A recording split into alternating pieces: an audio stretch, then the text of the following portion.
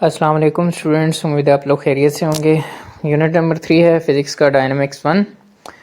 और जैसे कि मैंने यूनिट नंबर 2 को जब पढ़ाया था तो एक चीज़ एक्सप्लेन की थी कि यूनिट नंबर 2 काइनेमेटिक्स के अंदर हम जस्ट इफ़ेक्ट ऑफ मोशन को पढ़ते हैं कि मोशन जब हो रही होती है तो उसके साथ क्या क्या चीज़ें अटैच होती हैं और वो किस तरीके से मोशन को अफेक्ट कर रही होती हैं।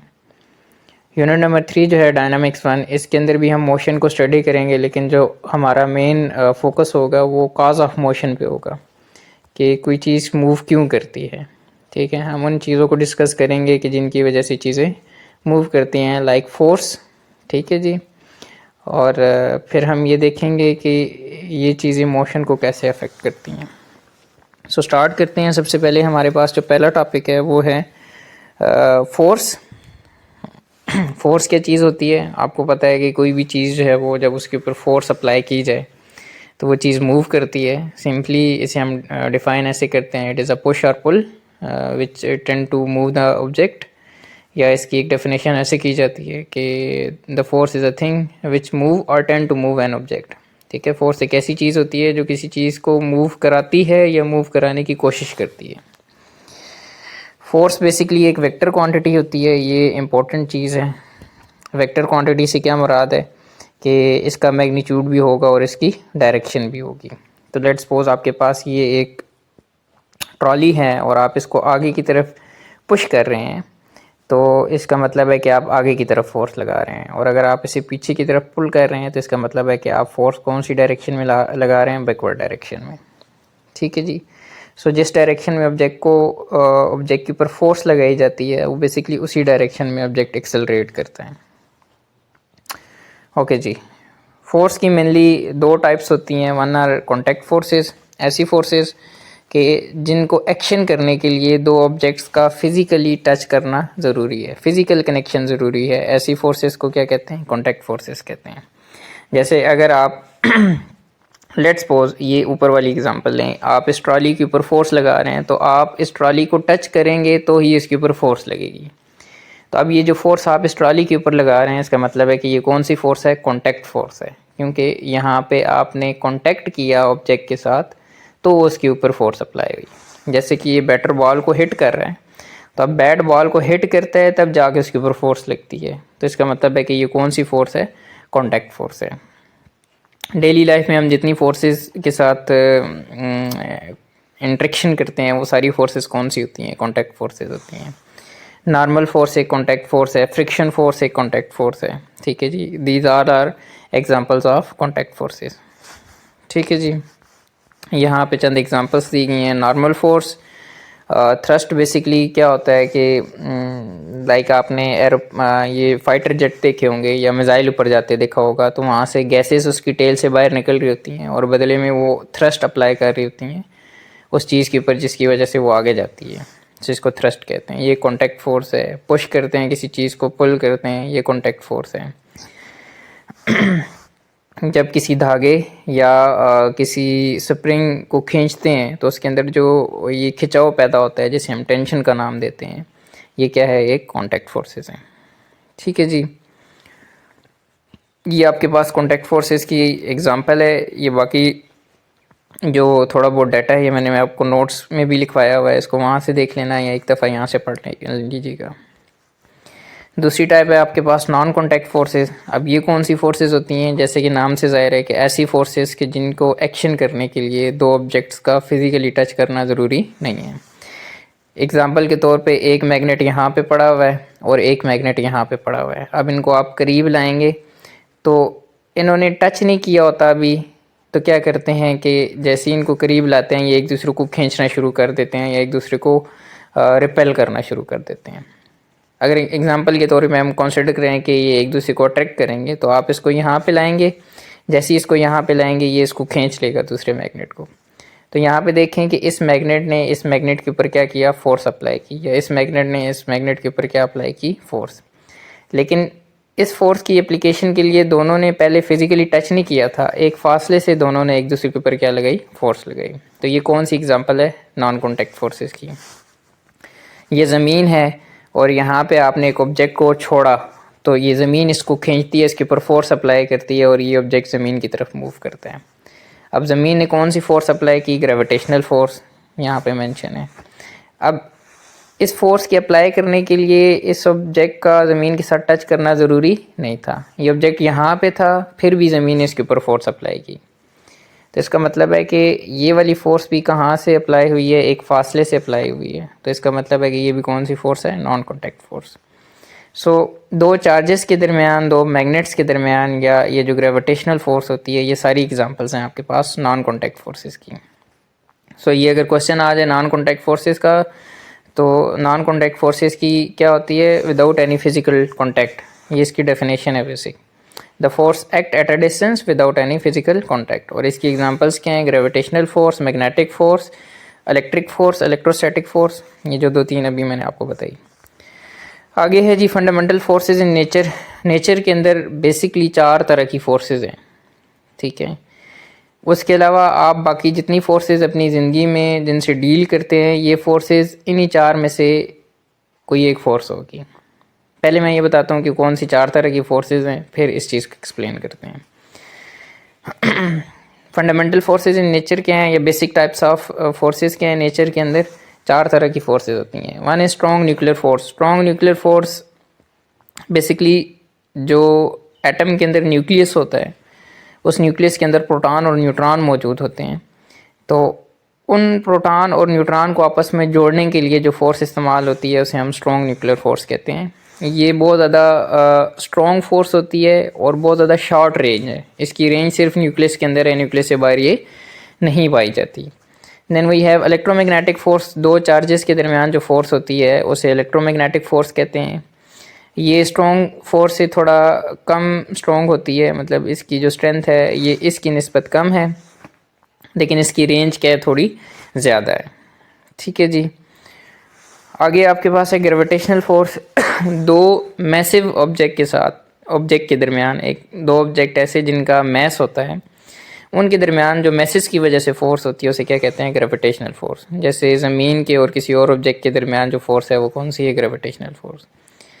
ये इलेक्ट्रोमैग्नेटिक फोर्स से भी वीक होती है, ठीक है, लेकिन इसकी रेंज बहुत ज़्यादा होती है। ग्रेविटेशनल फोर्स की जो रेंज है ये इन्फिनिट है, ठीक है जी। आगे आपके पास आता है weak nuclear force. Weak nuclear forces सबसे ज़्यादा वीक फोर्सेस होती हैं और ये सिर्फ एटम के अंदर पाई जाती हैं। और ये बेसिकली जो प्रोटॉन न्यूट्रॉन में कन्वर्ट होता है अल्फ़ा बीटा डिके के अंदर, सॉरी बीटा डिके के अंदर, बीटा पॉजिटिव और बीटा नेगेटिव डिके के अंदर, वहाँ पे ये पाई जाती हैं। ये इस फोर्स की वजह से होता है। बहरहाल ये it is none of your concern. आपको ये चीज़ें नहीं पता कि बीटा डिके क्या होता है, ये चीज़ें क्या हैं। सो बहरहाल आपको ये पता होना चाहिए कि वीक फोर्सेस क्या होती हैं? Is very weak, 10,000 time weaker then strong nuclear forces. और इनकी रेंज क्या होती है? इनकी रेंज भी बहुत ज़्यादा शॉर्ट होती है। ये टेबल मैंने आपको पूरा बना के सारा एक्सप्लेन किया था, इसको एक दफ़ा वहाँ से देख लीजिएगा, यहाँ से भी एक दफ़ा इस चीज़ को देख लीजिएगा। तो ये एक क्वेश्चन बन सकता है यहाँ से कि एक्सप्लेन द 4 टाइप्स ऑफ या explain the fundamental forces in the nature. तो ये चारों के नाम आपने लिखने हैं और थोड़ा बहुत इनके बारे में बताना है कि स्ट्रॉन्ग सबसे ज़्यादा स्ट्रॉन्ग है, शॉर्ट रेंज है, इलेक्ट्रोमैग्नेटिक चार्जेस के दरमियान होती है, वीक फोर्स कहाँ पे होती है, ग्रेविटेशनल फोर्स कहाँ पे होती है, ये सारी चीज़ आपने एक्सप्लेन करनी है। फोर्स डायग्राम फोर्सेस को प्रैक्टिकली या ग्राफिकली रिप्रेजेंट करने के लिए कैसे एक्सप्लेन किया जाता है। जैसे ये एक फ़िश है और इसको आपने हैंग किया हुआ है, तो ऊपर की तरफ फोर्स लग रही है, तो आप यहाँ से ऊपर की तरफ एरो लगा देंगे, ठीक है जी। तो ये बेसिकली एरोज़ लगाना, ये चीज़ क्या कहलाती है? फोर्स डायग्राम कहलाती है। फोर्स को इस तरीके से वेक्टर से रिप्रेजेंट करना, ठीक है। नेट फोर्स का क्या कॉन्सेप्ट होता है कि मिसाल के तौर पे एक ऑब्जेक्ट है, इस डायरेक्शन में 10 न्यूटन की फ़ोर्स है, इस डायरेक्शन में जो है वो 10 न्यूटन की फ़ोर्स है। तो अब देखें कि फोर्स चूँकि एक वेक्टर क्वांटिटी होती है, इसकी डायरेक्शन होती है ना, तो अगर इस फोर्स को आप पॉजिटिव ले रहे हैं तो इस फोर्स को आप क्या लेंगे? नेगेटिव लेंगे। ये 10 न्यूटन पॉजिटिव है, ये 10 न्यूटन नेगेटिव है। तो टोटल फोर्स कितनी लग रही है? 10 और -10। जब इन दोनों को आपस में ऐड करेंगे, -10 + 10 आपस में क्या हो जाएंगे? कैंसिल। तो नेट फोर्स क्या होती है कि एक ऑब्जेक्ट के ऊपर लगने वाली सारी फोर्सेस का सम, इसको क्या कहते हैं? नेट फोर्स कहते हैं, ठीक है जी। ये भी डिटेल में हमने डिस्कस किया हुआ है। अगर फोर्सेस की डायरेक्शन सेम होती है तो उन फोर्सेस को हम आपस में पॉजिटिवली ऐड करते हैं, और अगर दो फोर्सेस की डायरेक्शन उलट है, एक की राइट है दूसरी की लेफ़्ट है, तो एक को आप पॉजिटिव लेंगे, दूसरे को आप क्या लेंगे, नेगेटिव लेंगे। तो फिर उनको ऐड करेंगे आपस में, तो नेगेटिव वाली सारी बात है पॉजिटिव वाली में से कम हो जाएगी, ठीक है, उसमें से नेगेट हो जाएगी। सो बरेली एक बेसिक कॉन्सेप्ट था, आपने इसको पहले भी जो है वो डिस्कस किया हुआ है। Free body diagram and resultant या नेट फोर्स, ये वही चीज़ है जो अभी मैंने आपको एक्सप्लेन की है। किसी ऑब्जेक्ट के ऊपर लगने वाली जो नेट फोर्स है ये आप कैसे कैलकुलेट करते हैं, ठीक है जी। एक एग्जांपल मैंने आपको, एक और मैं एग्जांपल दे देता हूँ। लेट्स सपोज एक ऑब्जेक्ट है, इस तरफ 5 न्यूटन की फ़ोर्स है और एक और फोर्स लग रही है 10 न्यूटन की, और लेफ़्ट साइड पे लग रही है लेट्स सपोज 7 न्यूटन की। तब देखें कि राइट वाली फोर्सेस को हम पॉजिटिव ले लेते हैं और लेफ़्ट वाली को नेगेटिव लेते हैं। नेट फोर्स कैसे कैलकुलेट करेंगे, सबका सम लेना है, 5 + 10, और ये जो लेफ़्ट वाली है इसको आप क्या लेंगे, नेगेटिव में लेंगे, -7। तो नेट फोर्स कितनी लग रही है, 10 और 5 15, 15 - 7, 15 - 7 इट इज़ इक्वल टू 8, ठीक है। तो 8 न्यूटन की नेट फोर्स लग रही है। न्यूटन लॉज ऑफ मोशन, कोई भी ऑब्जेक्ट जब मूव करता है तो वो इन 3 लॉज हैं न्यूटन के मोशन के, इनको फॉलो कर रहा होता है, ठीक है। तो ये हर मोशन के ऊपर ये 3 लॉज जो है वो क्या होते हैं, एप्लीकेबल होते हैं, वो इनको फॉलो करते हुए ऑब्जेक्ट मूव करता है। पहला लॉ आपके पास क्या है, Newton first law of motion. First law of motion कहता है कि कोई भी ऑब्जेक्ट जो है वो खुद से मूव नहीं कर सकता, ठीक है। अगर किसी ऑब्जेक्ट के ऊपर एक्सटर्नल फोर्स 0 है तो उसकी स्टेट ऑफ मोशन क्या रहेगी, सेम रहेगी, उसके अंदर कोई चेंज नहीं आएगा। तो मतलब Newton first law of motion ये कहता है कि किसी भी ऑब्जेक्ट की स्टेट ऑफ मोशन को चेंज करने के लिए, अगर मैं सादे लफ्ज़ों में बताऊं, तो फोर्स ज़रूरी होती है। अगर उसके ऊपर कोई फोर्स नहीं लग रही तो इसका मतलब है कि उसकी स्टेट ऑफ मोशन चेंज नहीं होगी। अगर वो रेस्ट पे है तो वो रेस्ट पे ही रहेगा, और अगर वो एक वेलोसिटी के साथ मूव कर रहा है तो उसी वेलोसिटी के साथ मूव करता रहेगा, ना उसकी वेलोसिटी बढ़ेगी ना कम होगी, ठीक है जी। तो इन जनरल किसी भी ऑब्जेक्ट की वेलोसिटी को चेंज करने के लिए, उसकी वेलोसिटी को बढ़ाने के लिए या कम करने के लिए हमें क्या चाहिए होती है, फोर्स चाहिए होती है। तो अगर किसी ऑब्जेक्ट के ऊपर कोई फोर्स नहीं लग रही है, इसका मतलब है कि वो अपनी करंट स्टेट ऑफ मोशन को क्या रखेगा, मेंटेन रखेगा, उसकी वेलोसिटी के अंदर कोई चेंज नहीं आएगा। इसका मतलब है उसकी एक्सेलरेशन क्या होगी, 0। So if there is no force there is no acceleration, this is Newton first law of motion. इसकी एग्जांपल्स क्या हैं आपके पास, इसकी एग्जांपल्स आप ये कह सकते हैं कि लेट्स सपोज जो है वो आप अगर एक गाड़ी के अंदर बैठे हुए मूव कर रहे हैं, ठीक है, और गाड़ी एकदम रुकती है, तो आप क्या होता है कि आप एक वेलोसिटी के साथ जा रहे होते हैं और गाड़ी एकदम रुकती है, तो गाड़ी को तो ब्रेक रोक रही होती है, ठीक है। तो आप क्या करते हैं, अपनी station current state of motion को मेंटेन रखते हैं, और कब जाके रुकते हैं, जब आगे जाके किसी चीज़ से टकराते हैं, किसी सीट के साथ टकराते हैं। तो अगर वो सीट ना होती तो आप ऐसे ही आगे जाते रहते हैं। तो आपकी स्टेट ऑफ मोशन को किसने चेंज किया है, उस सीट ने जो फोर्स लगाई है उससे चेंज हुई है। सो बेसिकली ये Newton first law of motion है। इसको लॉ ऑफ इनर्शिया कहते हैं। किसी बॉडी की एबिलिटी अपनी करंट स्टेट ऑफ मोशन को मेंटेन रखने की, उसे क्या कहते हैं, इनर्शिया कहते हैं। सो आपने अपनी इनर्शिया की वजह से आप आगे गए और जाके सीट से टकराए, तो उस सीट की फोर्स की वजह से आप रुके। अगर वो सीट कोई या कोई और ऑब्जेक्ट आपके ऊपर फोर्स ना लगाता तो आप ऐसे ही आगे जाते रहते। जैसे ये एक बॉल है, ये कब मूव करेगा, ये स्टेट ऑफ रेस्ट में ये मूव कब करेगा, जब इसके ऊपर एक अनबैलेंस फोर्स लगेगी, ठीक है। और अगर ये मूव कर रहा है तो ये रुकेगा कब, जब कोई फोर्स इसको रोकेगी। तो नॉर्मली क्या होता है कि ज़मीन और इस फुटबॉल के दरमियान जो फ्रिक्शन होती है वो इसे रोकती है। अगर आप इस फ्रिक्शन को ख़त्म करें, ये फुटबॉल सारी ज़िंदगी ऐसे ही मूव करता रहेगा, ठीक है जी। ये एग्ज़ाम्पल अभी जो मैंने आपको एक्सप्लेन की। और फिर इसके अलावा आगे आपके पास है Newton second law of motion. Newton second law of motion basically क्या है कि पहले लॉ में हमने देखा कि कोई भी ऑब्जेक्ट जो है वो उसकी स्टेट ऑफ मोशन को चेंज करने के लिए, मतलब उसकी वेलोसिटी को चेंज करने के लिए, या टेक्निकली कहें तो उसके अंदर एक्सेलरेशन प्रोड्यूस करने के लिए आपको फोर्स चाहिए होती है। ये न्यूटन फर्स्ट लॉ आपको कहते हैं। न्यूटन सेकंड लॉ आपको ये बताता है कि कितनी फोर्स लगेगी तो कितनी एक्सेलरेशन प्रोड्यूस होगी। सो बेसिकली ये एक्सेलरेशन और फोर्स का आपस में क्या बताता है, रिलेशन बताता है कि कितनी फोर्स अप्लाई करने से कितनी एक्सेलरेशन प्रोड्यूस होगी। तो मिसाल के तौर पे एक ऑब्जेक्ट है आपके पास, अगर आप इसके ऊपर ज़्यादा फोर्स लगाएंगे इसके अंदर ज़्यादा एक्सेलरेशन प्रोड्यूस होगी। इसका मतलब है कि एक्सेलरेशन किस चीज़ के प्रोपोर्शनल है, फोर्स के प्रोपोर्शनल है। जितनी ज़्यादा फोर्स उतनी ज़्यादा एक्सेलरेशन। अच्छा, फिर अगर आप फोर्स को कांस्टेंट रखें तो मतलब एक ही जैसी फोर्स लगाएं तो कम मैस वाला ऑब्जेक्ट होगा उसके ऊपर फोर्स अप्लाई करेंगे इसके अंदर ज़्यादा एक्सेलरेशन प्रोड्यूस होगी। और अगर एक भारी ऑब्जेक्ट होगा उसके ऊपर उतनी फोर्स अप्लाई करें तो उसके अंदर कम एक्सेलरेशन प्रोड्यूस होगी। इसका मतलब है एक्सेलरेशन यहाँ पे किस चीज़ के ऊपर डिपेंड कर रही है, मैस के ऊपर डिपेंड कर रही है। तो यहाँ से हम कहते हैं कि अगर मैस ज़्यादा होगा तो एक्सेलरेशन कम होगी फॉर द सेम फोर्स। तो इसका मतलब एक्सेलरेशन और मैस के दरमियान इनवर्स रिलेशन है। दोनों को इकट्ठा करके लिखें तो आपके पास ये वाला रिलेशन बनता है, acceleration is equal to force over mass. और यहाँ से इसको रीअरेंज करें तो क्या बनता है, F is equal to M A. This is Newton second law of motion.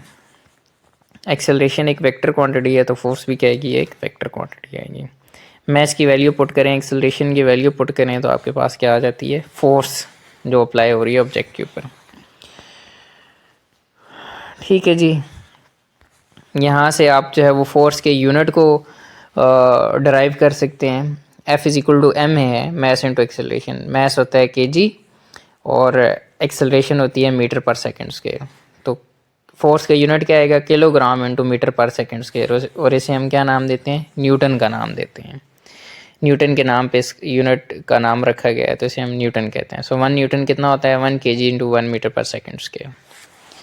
So force का ऐसा यूनिट क्या है, न्यूटन है basically. Newton third law of motion है। Newton third law of motion क्या कहता है कि हर एक्शन फोर्स की एक रिएक्शन फोर्स होती है। जब भी आप किसी ऑब्जेक्ट के ऊपर फोर्स अप्लाई करते हैं तो वो ऑब्जेक्ट बदले में उतनी ही फोर्स आपके ऊपर अप्लाई करता है।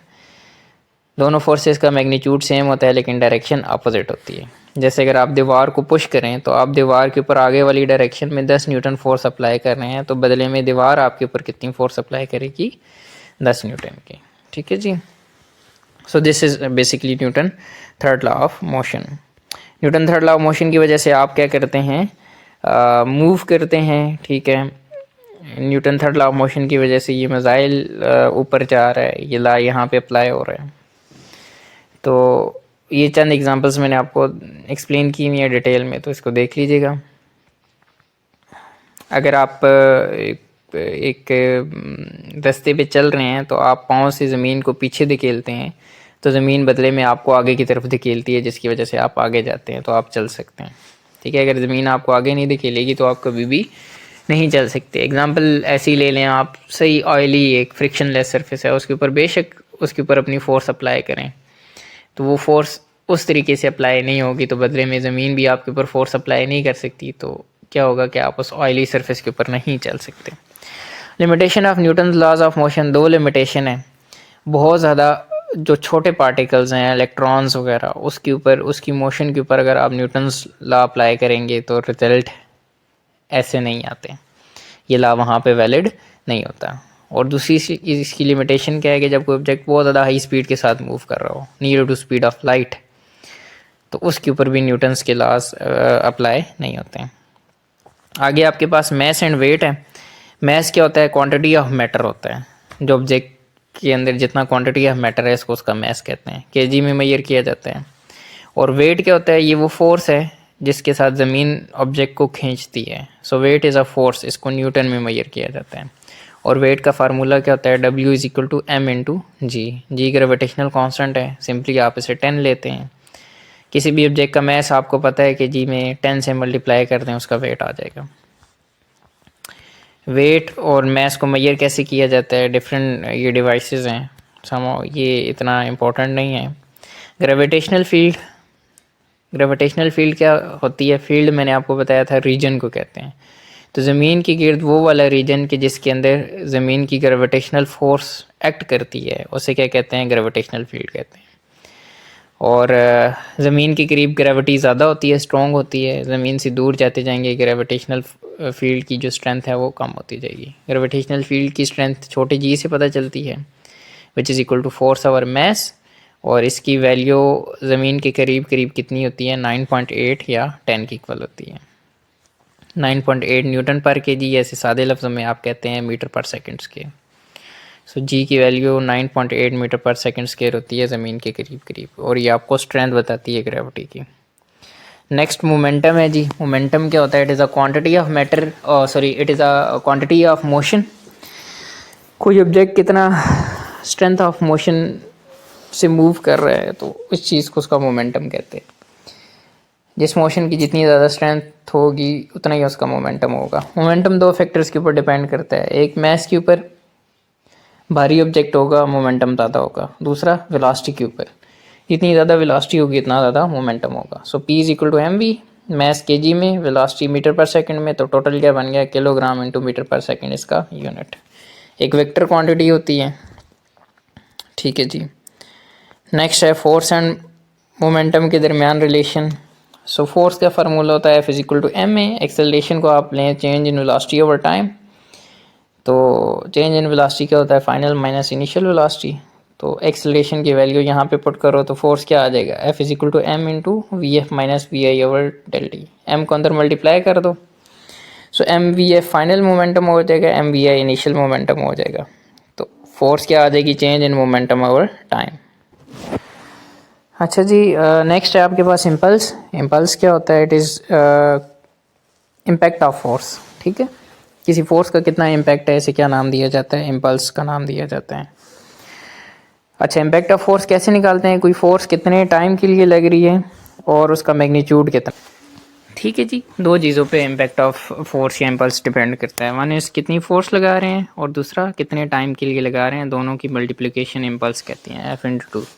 साइज को आप ऐसे भी डिफाइन कर सकते हैं, the multiplication of force and time is called impulse. और किसी भी ऑब्जेक्ट के जो ऊपर जो इम्पल्स होता है वो उसके चेंज इन मोमेंटम के इक्वल होता है, ठीक है। ये आप इस फार्मूले से भी प्रूव कर सकते हैं। आपने अभी फार्मूला पढ़ा ना, force equal to change in momentum over time, तो फोर्स और टाइम क्या हो जाएगा? Change in momentum. और हमने क्या कहा है कि फोर्स इंटू टाइम क्या होता है? इम्पल्स। सो इम्पल्स क्या हो जाएगा? चेंज इन मोमेंटम की इक्वल। इम्पल्स को जे से रिप्रेजेंट किया जाता है। यूनिट इसका क्या होगा इम्पल्स का? फोर्स न्यूटन आ गई, टाइम सेकंड में आ गया, न्यूटन इंटू सेकंड इसका यूनिट हो गया।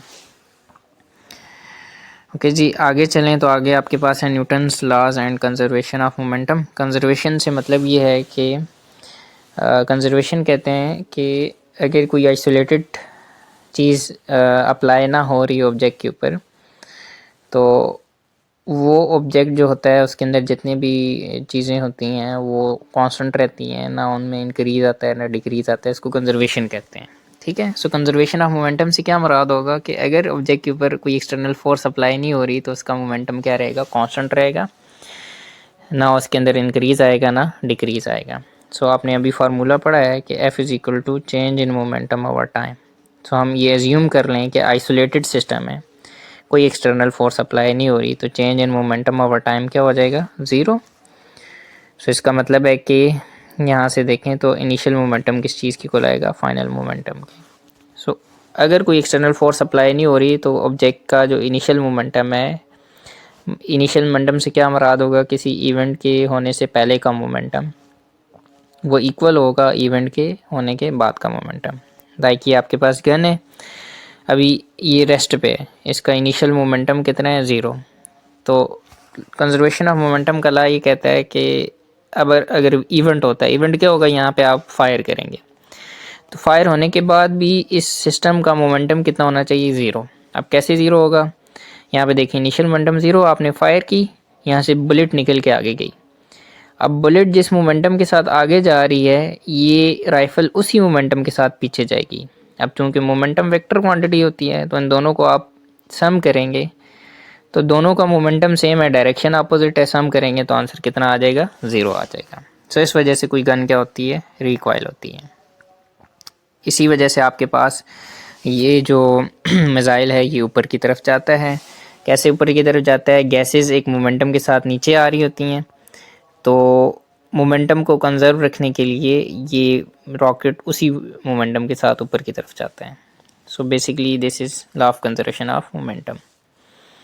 ये बुलेट वाले एग्जांपल है कि बुलेट और गन का जो आप अगर देखें तो इनिशियल मोमेंटम उनका ज़ीरो था, तो फाइनल मोमेंटम भी कितना होना चाहिए? ज़ीरो की इक्वल। फाइनल मोमेंटम क्या होगा? बुलेट का मोमेंटम और गन का मोमेंटम दोनों का सम किस चीज़ की इक्वल? ज़ीरो की इक्वल। तो यहाँ से आप गन की या बुलेट की वेलोसिटी निकाल सकते हैं वैल्यूज पुट करके। So this is basically unit number 3। इसमें अगर आपका कोई क्वेश्चन होता है तो आप मेरे से जो है वो मैसेज करके पूछ लीजिएगा, मैं आपको इसका टेस्ट शेयर करता हूँ, फिर आपने वो अटैम्प्ट करना है।